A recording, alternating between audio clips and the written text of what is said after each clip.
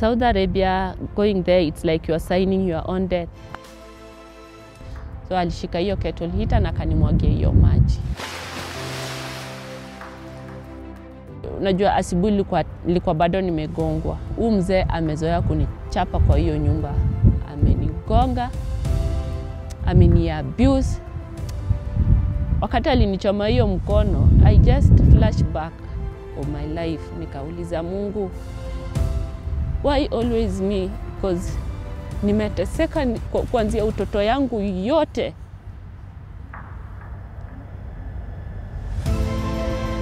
Nimetafuta usaidizi yote, mahali popote nimeshindikana. Hiyo embassy nimepiga simu, Juma ameniongelesha madharau. Kaniambia Fei, baba nataka useme umejichoma. There is no need that mtu ametoka hapa anaenda kuleta msichana mmoja kutoka Saudi. There is no need. There is so many girls out there.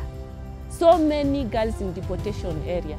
Wameachwa deportation center. Wameachwa huko. Wako Sakani. So 1,000 of them. Mine was just a tip of the iceberg.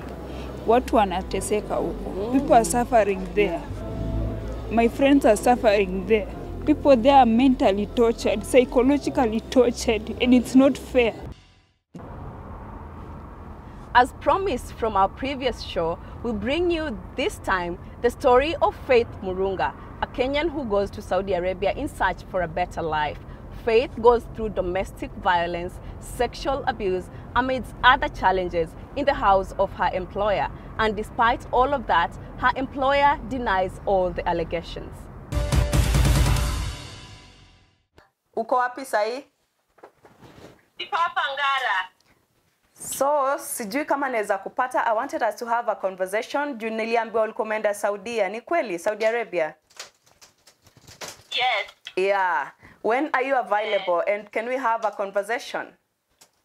Maybe tomorrow. Tomorrow? What time tomorrow? Yeah. Anytime. Okay, where do you stay? I'll come over. Embakasi, Nairobi.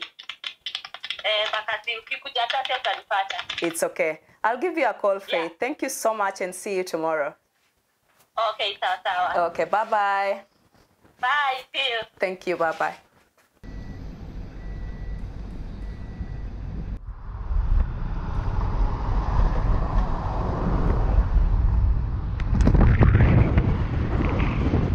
You made it to Globe Traktion, Faith. Tell us your name and what you do. I'm Faith Murunga from Kakamega. Right now I'm living here, Nairobi at Embakasi. And I'm the firstborn in our family of 2. But Mungu alichukua mmoja, nikabaki peke yangu. So to my mom and my dad, I'm the firstborn. I'm a mother of 6, 2 boys and 4 girls. Yeah, at the age of 31.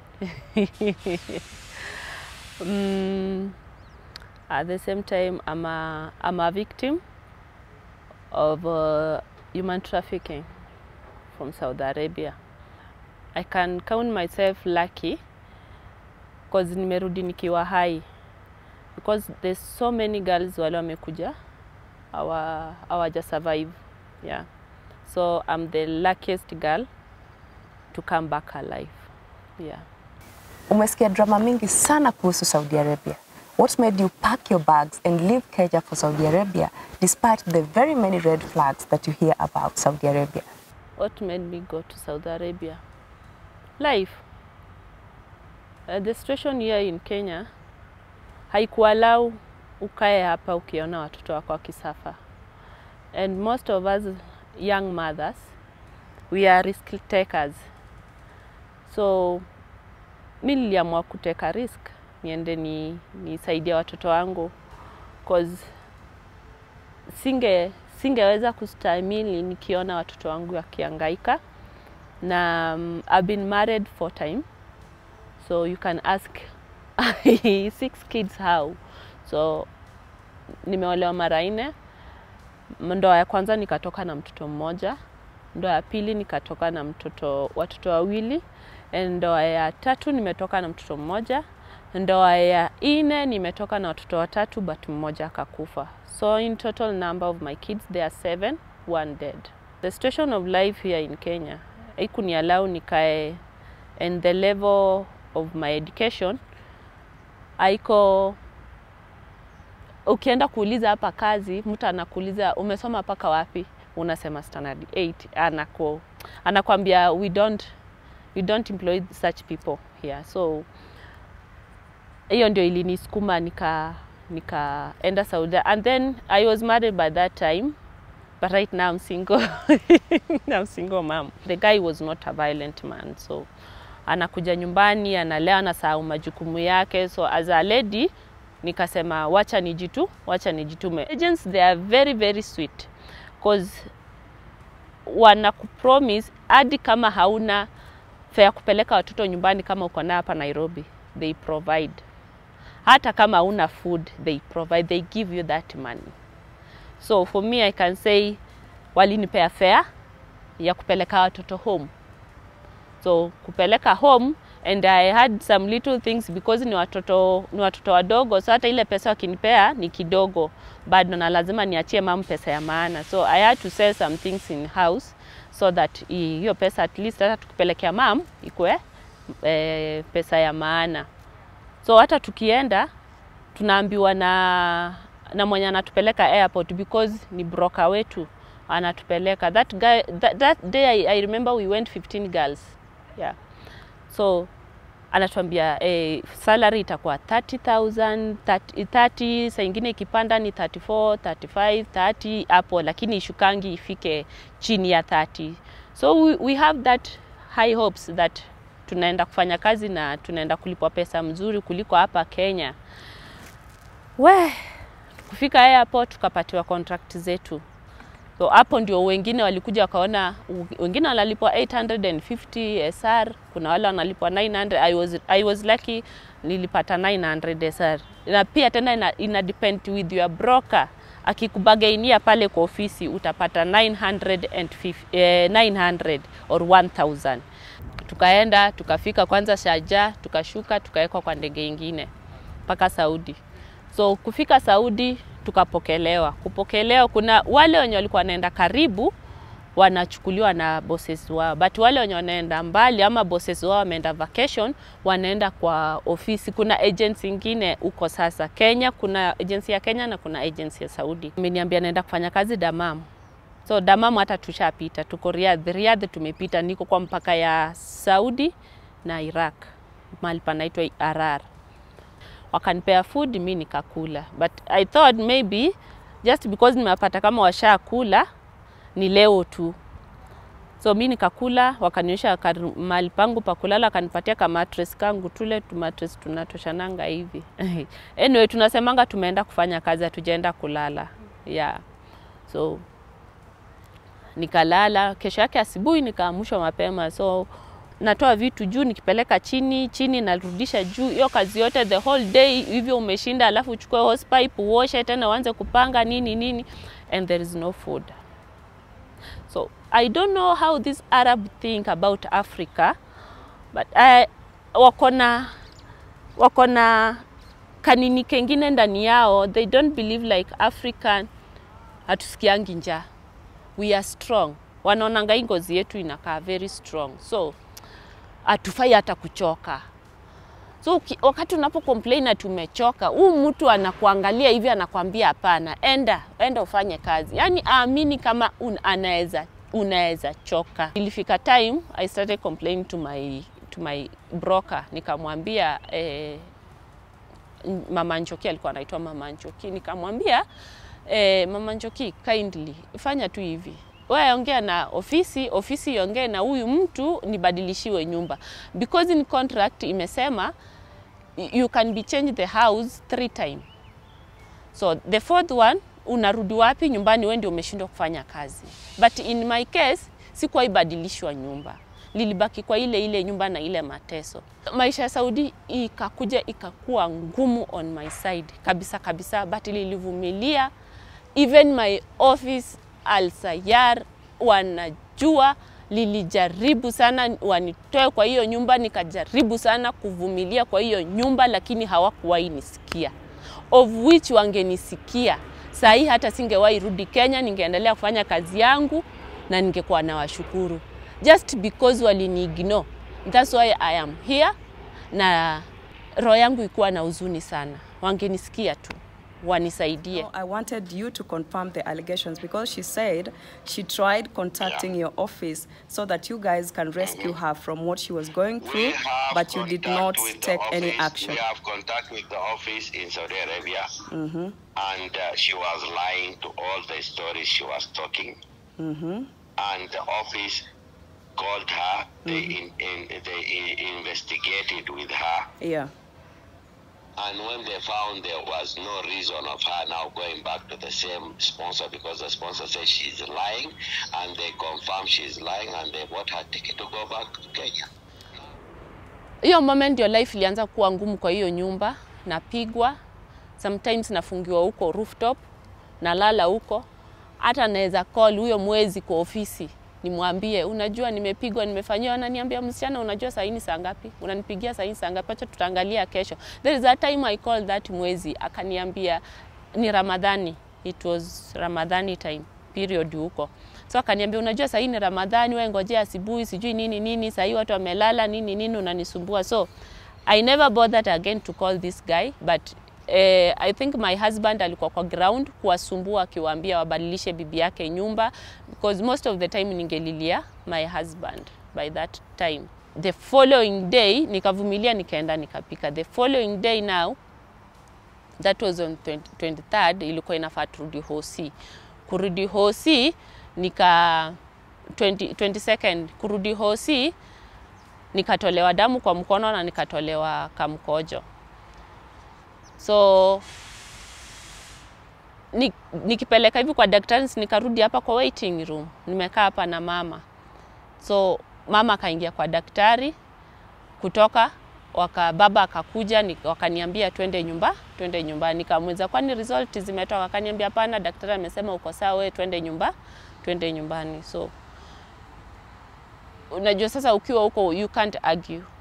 So mimi nikasimama, nikaingia kwa gari, tukaenda home. Tukaenda home tena wakanunulia a badge of ya Panadols. Sasa tukaenda nazo home. Nikasema acha nimeze, niende nijiwekelee kidogo ndio niendelee na kazi yangu. So kufika kwa nyumba nikajiwekelea dakika 2. Baba akakuja tena akanifungua blanketi, akaniambia hiyo siku tulikuwa na order 3 ama 4. So nikipika akaniambia niende nipike juu hiyo chakula inafaa iende by saa fulani, na isipoenda nitaikula yote. So nikajikaza, nikaenda jikoni, mimi nikaenda nikaanza kupika. So, I don't know kama mama alikuja jikoni juu kuna time lilichoka, nikaekelea mkono hivi kwa sink. So sijui kama mama alikuja jikoni akapata hiyo time ndio sikuwa nashughulika jikoni, juu hapendi kuona kama umesimama idle. So sijui ni kama ni hiyo time ndio alikuja jikoni, akaenda akaambia baba akakuja jikoni. Mimi ile kitu nilisikia tu nyuma yangu ni baba akisema ni ulikuja kufanya kazi na huku kuja kuwa mgonjwa huku, na kama ulikuwa unajua unakuja kuwa mgonjwa ungetoka kwenyu Kenya. Saudi hakuna watu wagonjwa. You are strong. So daktari amesema wewe uko sawa. So pika hiyo chakula umalize, pika chakula inataka kwenda. So mimi nikipenduka hivi nimwangalie, juu alikuwa nyuma yangu. Nikipenduka hivi nimwangalie, kulikuwa na maji ya kupika spaghetti, nilikuwa nimechemsha maji ya spaghetti pale kando. So alishika hiyo kettle heater na kanimwagia hiyo maji. So at that moment, unajua asubuhi nilikuwa bado nimegongwa. So that moment hakuna kitu yote nilisikia kwa mwili yangu. Juu mzee amezoea kunichapa kwa hiyo nyumba. Amenigonga, ameniabuse, amenifanyia all sort of things. And nimetafuta usaidizi yote, mahali popote nimeshindikana. Hiyo embassy nimepiga simu, Juma ameniongelesha madharau.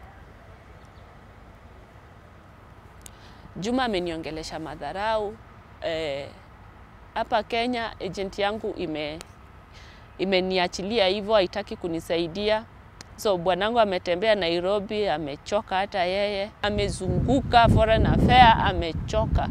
So wakati alinichoma hiyo mkono, I just flash back of my life. Nikauliza Mungu, why always me? Because nimeteseka kuanzia utoto yangu yote.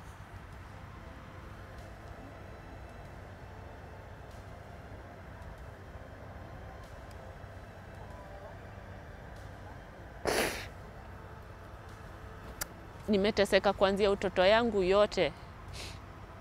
Nimevumilia sana kwa hii nyumba. Mwaka mzima na miezi 6. Chochote chenye mzee anasema namfanyia. Chochote chenye nataka mimi ufanya.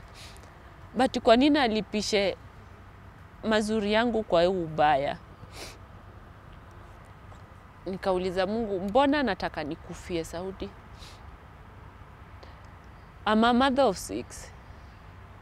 Mbona nataka tu nirudi nyumbani, watoto wangu wazunguke sanduku yangu wakilia?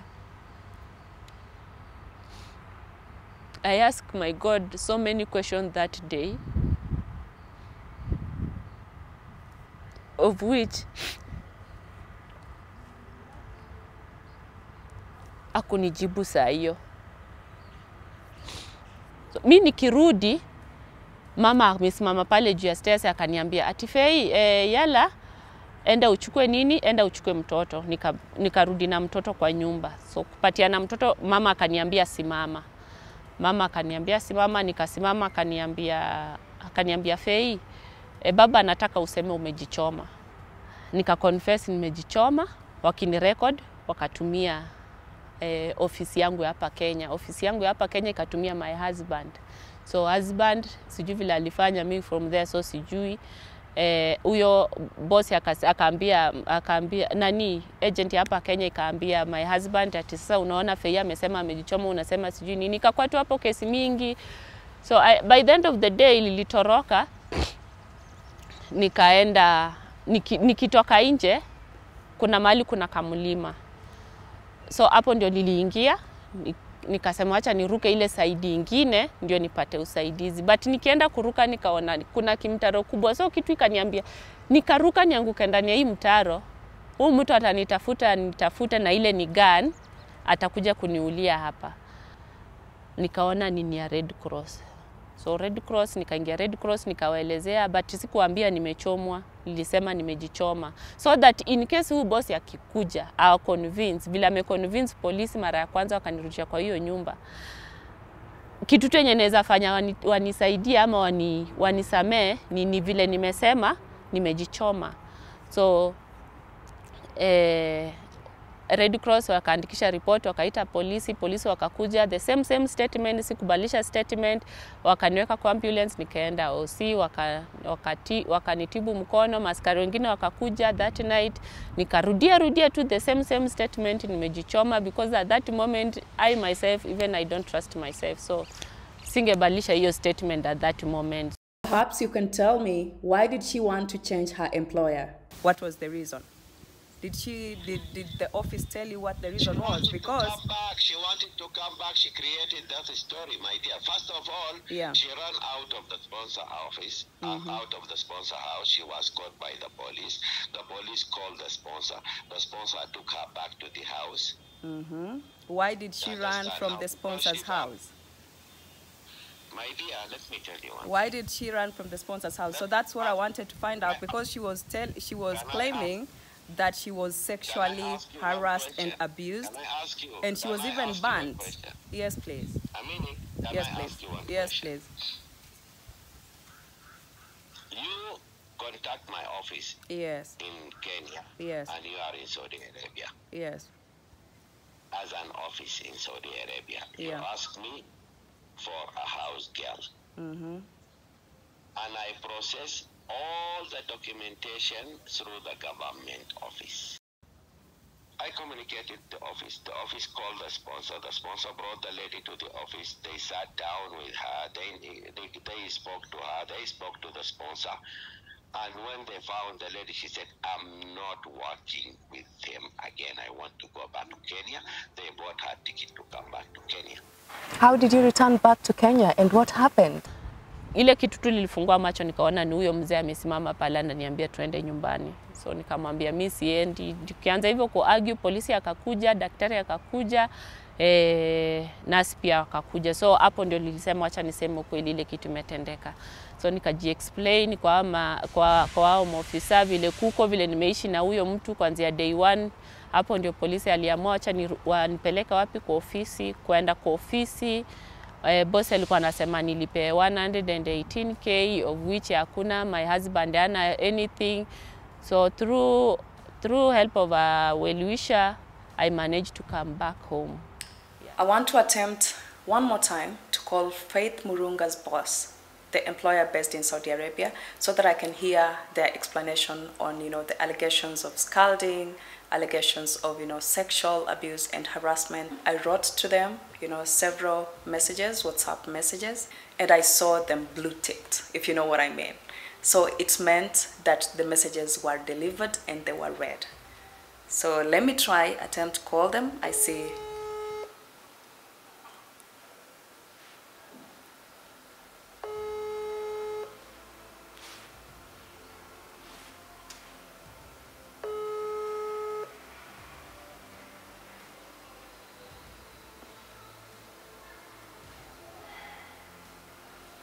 Unfortunately, they hung up on me.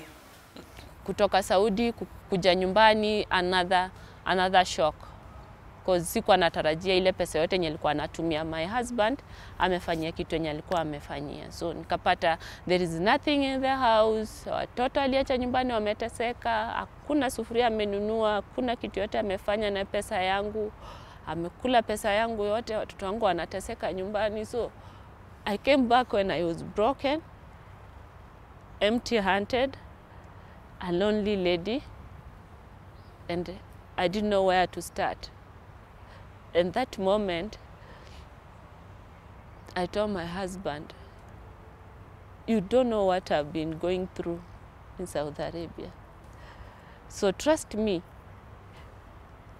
nikisema nikae nawe kwa hii nyumba, I'm going to kill you with my bare hand. So the only thing to do is let us separate.